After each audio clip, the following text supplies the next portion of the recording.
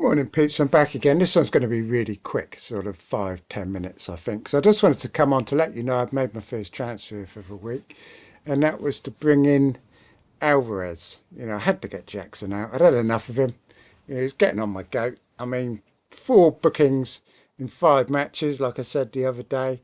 So he had to go, didn't he? And I had a bad score last week. So really, I've been doing a bit of reading, and this is a book that I think I need to be reading at the moment. Fantasy Football for Dummies. Even if it's not about FPL football, but but it hasn't been going too well. And I'll show you actually something in a minute. We're going to have a look at the transfer trends. So I've got rid of Jackson, got Alvarez in. Last week I resisted the Sun bandwagon, but that was because I didn't really feel the need to take Foden out to get Son in. But Jackson, a different matter really. And I had a look at alternatives for Alvarez, and really, nothing really appealed to me. I mean, I'm not impressed with Morris. I watched Luton last week. He might get a goal in the double game week. He might get 8, 10 points. But is it really worth the transfers? Is he more likely to get points than Alvarez? I don't know if he is. And Alvarez is rising in price quite quickly, which always appeals to me.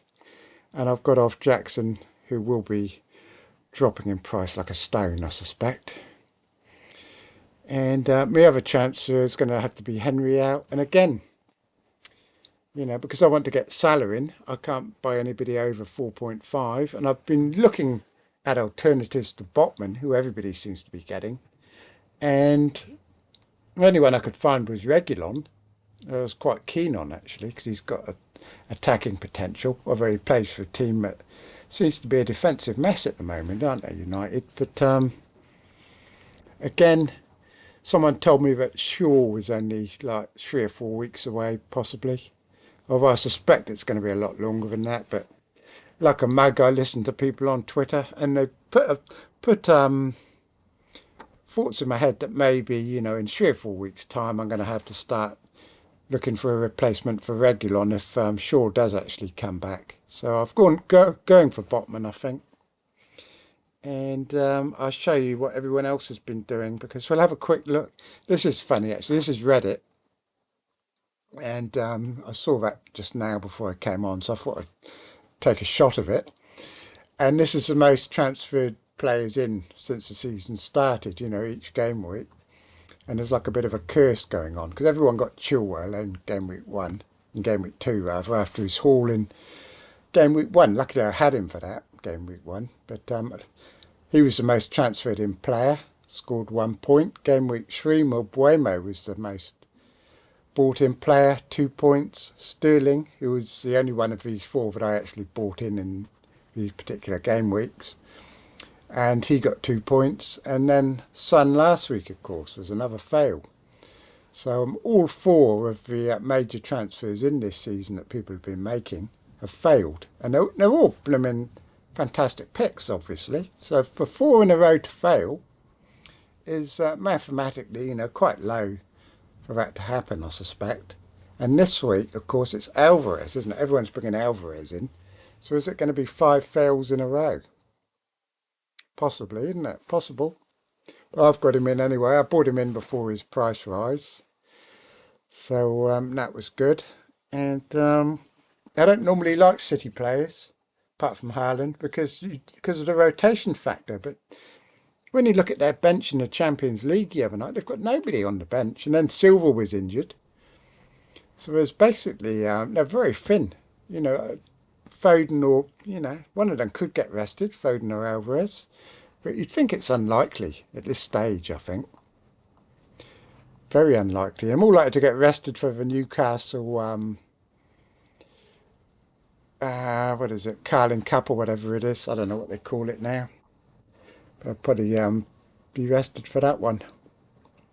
Anyway, I shall show you now. We'll have a look at the transfers in. Because I haven't seen anything so polarised in a long time. We'll start with the defenders and the goalie. So this is the transfers in this week. Yeah, transfers in for the rounds. You've got Areola and Leno.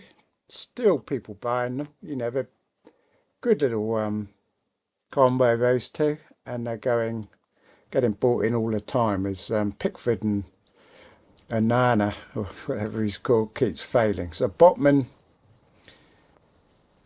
coming in, quite a major bandwagon for Botman. Although he did get points last week and bonus points, didn't he? But I'm probably going to get him. But honestly, I'm not that enthusiastic about him. I looked at his stats from last season, and he was like expected assists like once every 2,000 minutes or something. You know, something really ridiculous. So you're not really, if you get Botman, all you're getting is clean sheets and bonus points if you're lucky. So you're not going to get attacking returns. There's these other players like Gusto, Trippier, Udogie, Robertson, Cash. You know, they're all Estupinian. You're getting them for attacking returns, and I cannot find a player that I haven't got. I mean, I could get Gusto now, couldn't I? Because I've got rid of Jackson, but I think Gusto's not going to be in the team for much longer. And Trippier I can't afford because I'm getting Salah.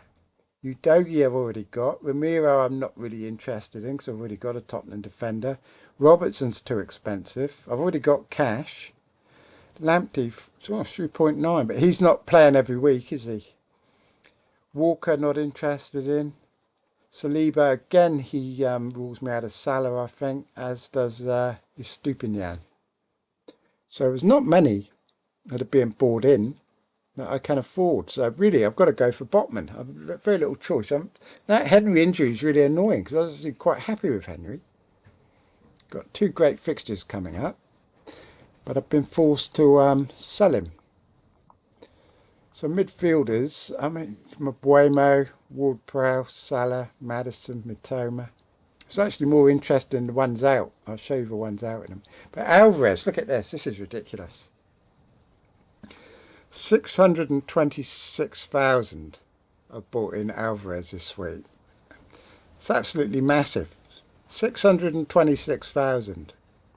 Now look at this. This is the sales for this week. So remember that number, Pete. 600 and...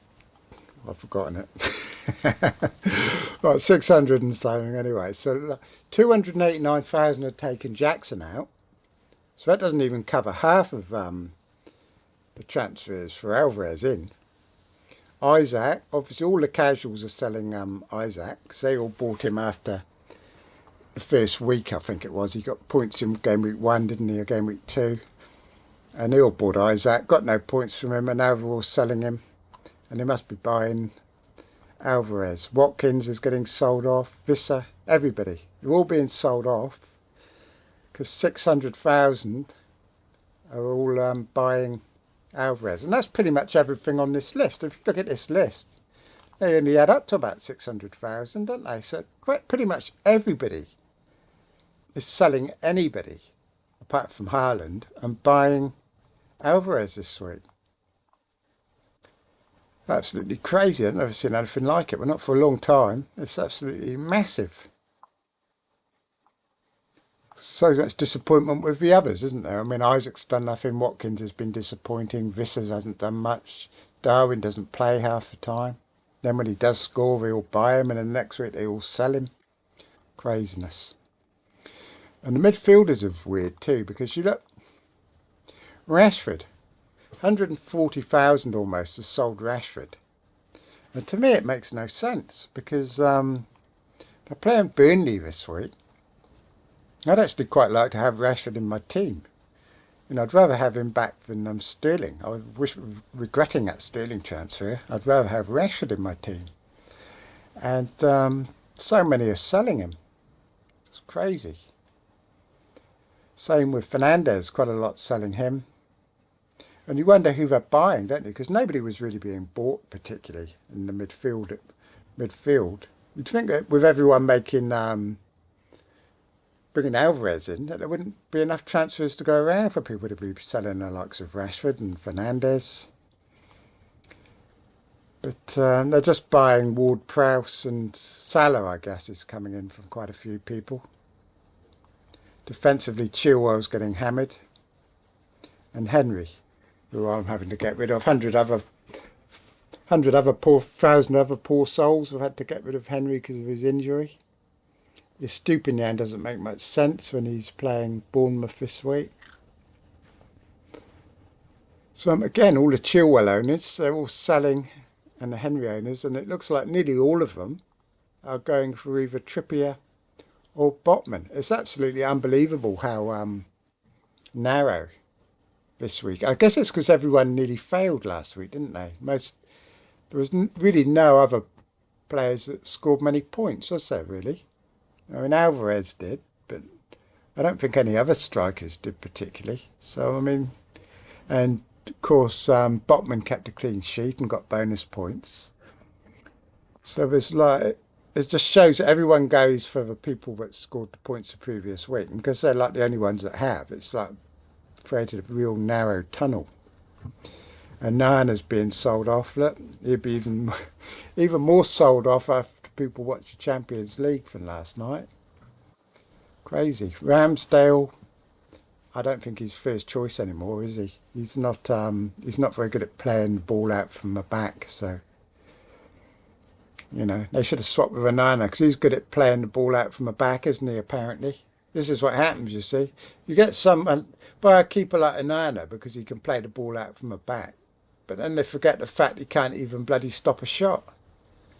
You know, at some stage you have to realise the goalkeeper's there to stop people scoring goals. And United seem to have forgotten that because Onana certainly seems to have forgotten it. You know, I don't know where all these passing bonus points are that he was supposed to have been getting because at the moment he's getting nothing, is he? He's just losing value and people getting rid of him. Absolutely awful. Worse than the last keeper they had. And he wasn't too bad, really, was he? Actually, De Gea, the amount of times he saved them over the years, you know, there were so many games where they would have lost if it wasn't for him. And they don't appreciate it, do they? Until it's gone. And then now they're realising what a good keeper they had in him, I think. So anyway, peeps, that's about it, to be honest with you. Get off. What's that coming onto the screen? Just thought I'd show. I will show you the where's it gone? The little thingy. You might not have seen this before. I've shown this once before, haven't I? Because it's on the football transfer statistics page. So it shows where all the transfers are going. So this is for the strikers this week. You can see Jackson there on the right. Massive thick arrow going to Alvarez, which shows that most Jackson sellers are buying Alvarez. There are a few buying Edouard and Højlund, and even fewer buying Ferguson, Jesus and Wilson. But the vast majority are all buying Alvarez this week. And really, like I said, I had a look around at others. And Højlund's kind of a bit interesting in a sense, isn't he? But it could be another Jackson situation, couldn't it? I mean, he scored today, but he didn't really shoot very well, did he? It just got deflected, and that's the only reason it was a goal. You know, he got lucky, whereas Jackson hasn't had any luck in that kind of thing. You know, his get deflected and go wide. But so a lot of people going from Jackson to Alvarez. And also it shows here what I was saying before, all the other people that had Watkins, Isaac, Visser, Darwin and Pedro, they're all going into Alvarez as well. So this kind of little chart here shows it quite well. They're quite good, these things. Like you can move them around, play around with it and rearrange it. But it doesn't really change what's happening. It's the fact that every man and his dog is buying Alvarez this week. So it probably means, because I showed you that thing before, didn't I, on Reddit, the cursor for transferred in players. So what it probably shows is that Alvarez is going to let us down this week. And that Jackson, as found out last week when he sold Richarlison, you quickly find out that when you sell a player, that's when they score their points. And when you buy a player, that's when they blank. And it's so It just shouldn't happen so often as it does, I think. But that was crazy, that Richarlison last week, wasn't it? Absolutely ridiculous. I mean, no one could have predicted that.